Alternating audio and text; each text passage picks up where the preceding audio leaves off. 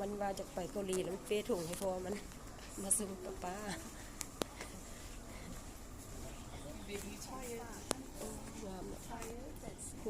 ผู้คือเป็นผู้นี้อย่างลูกอันนี้จะเดินคงทีละนึกเนาะงานสมพอมันแคบกระเป๋าของเรางานได้แบรนด์ของเราไดโนเสาร์เบิ่งรู้ราคามันเท่าไหร่อยู่เนี่ย45 ไดโนเสาร์$45แล้วตัวนี้$45ตัวนี้$50Deja, suelta. Suelta. Leo, you're gonna break the hood. $12กับบุแพงแบบนี้ตัวนี้เป็นแบรนด์ของอเมซอน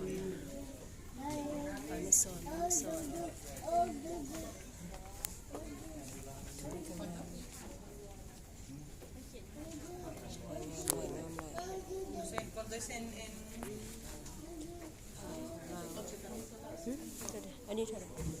$13โอ้กระเป๋านี่ดูเลยนี่ก็มี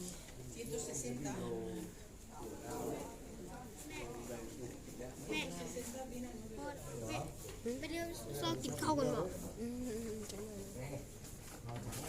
เป็นสุด35แล้ว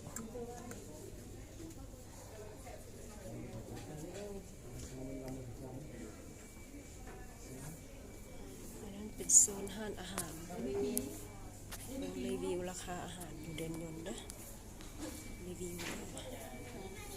มันมีราคาติดอาหารมีครบอาหารฝรั่งอาหารลาวอาหารฝรั่งมีหลายเมนูมีอยู่ชั้น2กาแฟกันขายอันนี้เป็นห้านเงินคำ70%โอ้36ลด50% He would have noticed, believe me. ทางแท้ๆล่ะ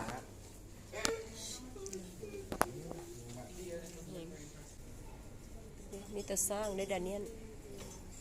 มีของที่ระลึกซูวาเนียร์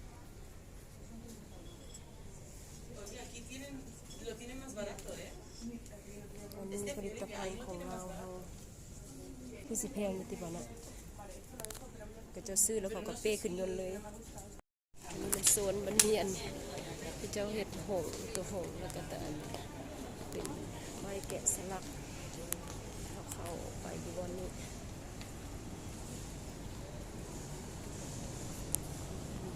ติดฝาผนังงาม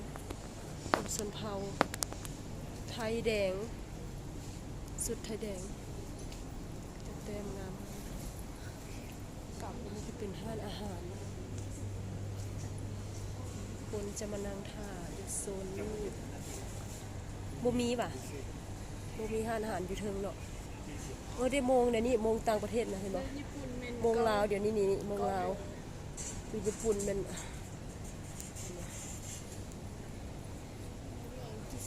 นิวยอร์กบ่มันยังจอดเทียมปารีส